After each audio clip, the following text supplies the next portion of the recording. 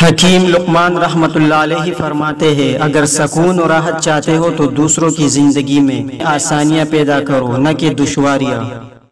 عورتوں کے لیے باعث ہلاکت دو باتیں ہیں: سونے کی چمک دمک، سرخی اور زعفران کی زردی۔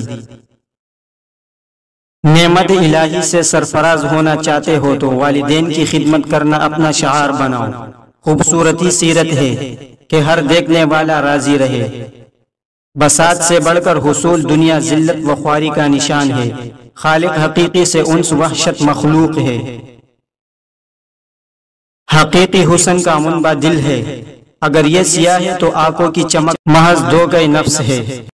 نفس کو کبھی بھی ریت کی رسی نہ جانو، اس لیے اپنی حفاظت نفس مانند حفاظت سام کرو۔ دوست الہی کا حال اپنے دل سے جانو، کیونکہ اس سے بڑا گواہ کوئی نہیں ہے۔ مخدومی اللہ تعالیٰ کی صفت اور خادمی بندوں کی۔ جب بندہ اللہ رب العزت کی صفت حاصل کرنے کی آرزو کرتا ہے تو فرعون بن جاتا ہے۔ سینوں کے اندر جلنے والے توحید و ایمان کے چراغ کی حفاظت کرو، ایسا نہ ہو کہ بے نیازی کی ہوا انہیں بجھا کر تمہیں ایمان سے خالی کر دے۔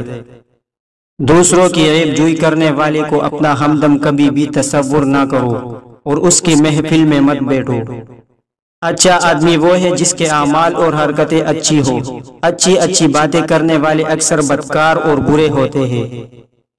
نہایت سنگ دلانہ جھوٹ خاموشی کی زبان سے ادا ہوتے ہیں۔ ہر بندہ فطرتاً تاخیر کا طالب ہے، لیکن جہالت کی وجہ سے شر کو خیر سمجھ لیتا ہے۔ اس لیے زندگی میں مسلسل کوشش یہی ہونی چاہیے کہ جہالت کو دور کیا جائے تاکہ لوگ خیر اور شر میں امتیاز کر سکے۔ علم ہی تربیت کا اولین زینہ ہے۔ ایسا شخص جو زیور علم سے آراستہ نہ ہو، اس سے بہتری و بلائی کی امید عبث ہوتی ہے۔ بہترین خوش قسمتی حصول علم سے حاصل ہوتی ہے، کیونکہ علم جہالت کے اندھیرے کو ختم کرتا اور حقوق و فرائض سے آگاہ کرتا ہے۔ تعلیم انسان کے دل و دماغ میں نظم و ضبط پیدا کرتی ہے، جس کی بدولت وہ اپنے آپ کو پہچاننے لگتا ہے اور اسے یہ معلوم ہو جاتا ہے کہ اسے دنیا میں کیا کرنا چاہیے کیا نہیں کرنا چاہیے۔ بعض دفعہ حالات کے سائے غموں کی دھوپ کو اور بھی شدید کر دیتے ہیں۔ انسانی طبیعت کی یہ عالمگیر کمزوری ہے کہ جب تک وہ ایک نعمت سے محروم نہیں ہو جاتا، اس کی قدر و قیمت کا ٹھیک ٹھیک اندازہ نہیں کر سکتا۔ سانپ اور بچھو ایک سوراخ میں جمع ہو سکتے ہیں، لیکن علماء دنیا پرست کبھی ایک جگہ اکٹھے نہیں ہو سکتے۔ انسانی روح آزادی کے لیے بے چین رہتی ہے، اور مساوی فوائد بھی کبھی آزادی کا نعم البدل نہیں ہو سکتے۔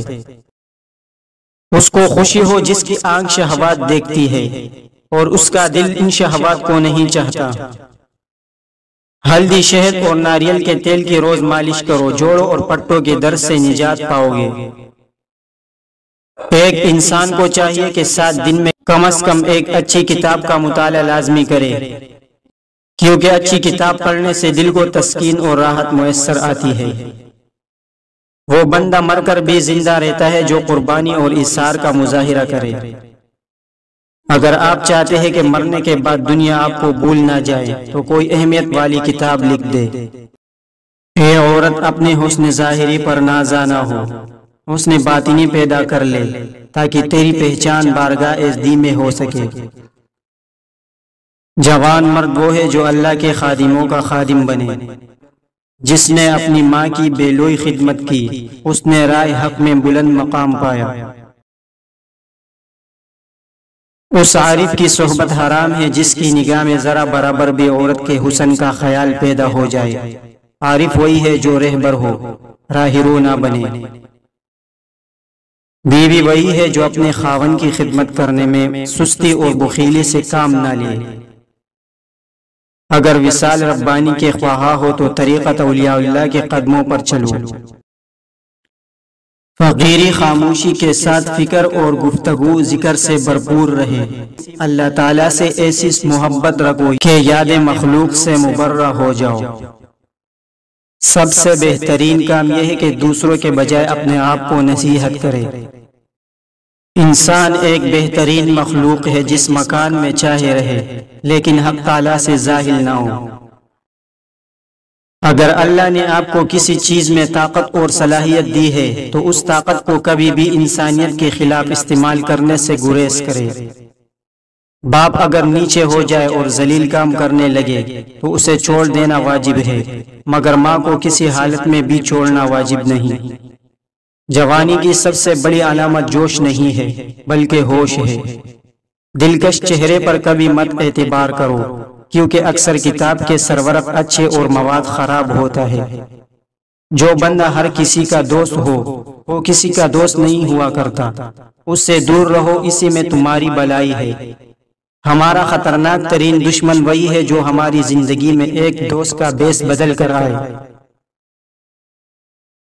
اگر دولت مند ہونا چاہتے ہو تو 10 کا نوٹ لے یا جتنی گنجائش ہو اس پر 11 بار سورہ کوثر اول و آخر درود شریف پڑھ کر پھونک مارے اور رات کو تکیے کے نیچے رکھ دے، صبح کسی غریب کو دے دے، جلدی دولت مند ہو جاؤ گے۔